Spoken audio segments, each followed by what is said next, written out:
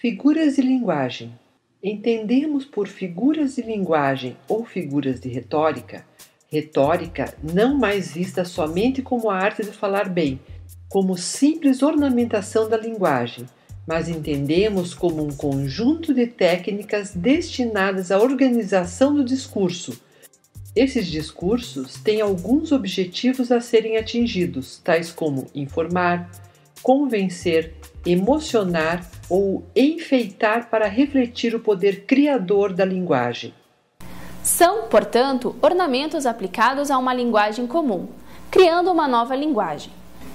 É uma linguagem conotativa, distante de seu sentido real. As figuras de linguagem alteram a disposição normal das frases ou das palavras com o objetivo de criar um efeito imprevisto. As figuras de linguagem ou de retórica, também conhecidas por figuras de estilo, podem ser classificadas em 3 tipos diferentes e cada um desses 3 tipos apresenta uma variedade significativa de figuras. Estudaremos apenas as mais importantes de cada tipo.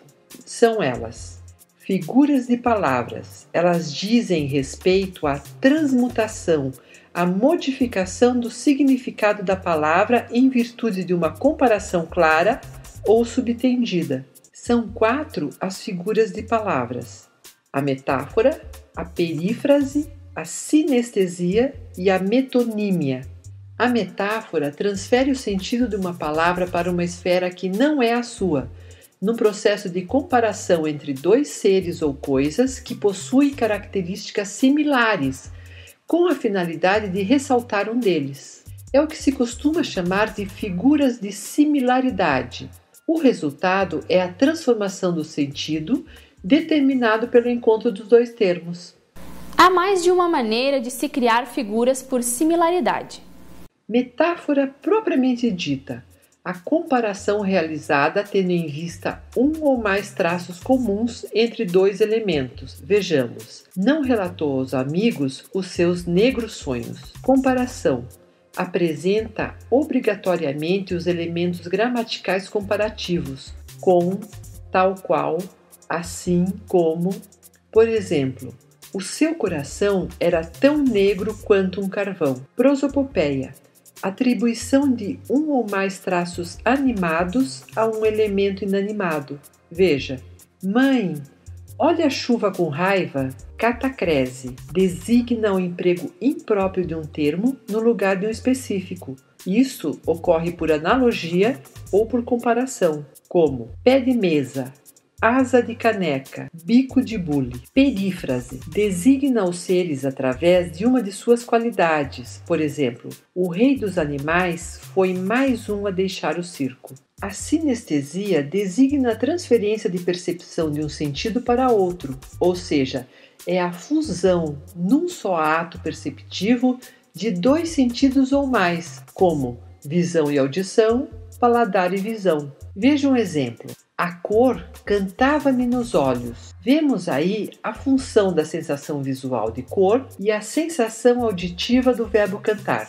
Metonímia, também chamada por alguns de sinédoque, consiste no emprego de um vocabulário por outro, com o qual estabelece uma relação de contiguidade, ou seja, a figura nasce das ideias evocadas por outra ideia, com a qual apresenta certa interdependência.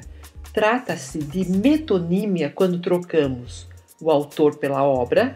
Em dias de chuva, leio Cecília Meirelles. O efeito pela causa.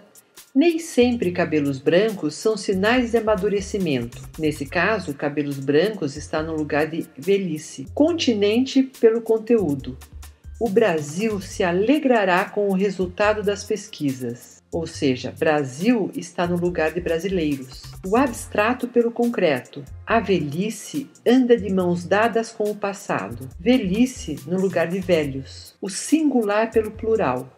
Foi o bandeirante que desbravou essas terras paulistas. Bandeirante no lugar de bandeirantes. A parte pelo todo. Naquela tarde ganhamos um teto para nos abrigar. Teto no lugar de casa. O instrumento pela pessoa que o utiliza. Ela é um bom garfo. Garfo no lugar de comilona. o lugar pelo produto. Bebemos com prazer um bom Porto. Porto quer dizer um vinho fabricado na cidade do Porto, em Portugal. Já entendi.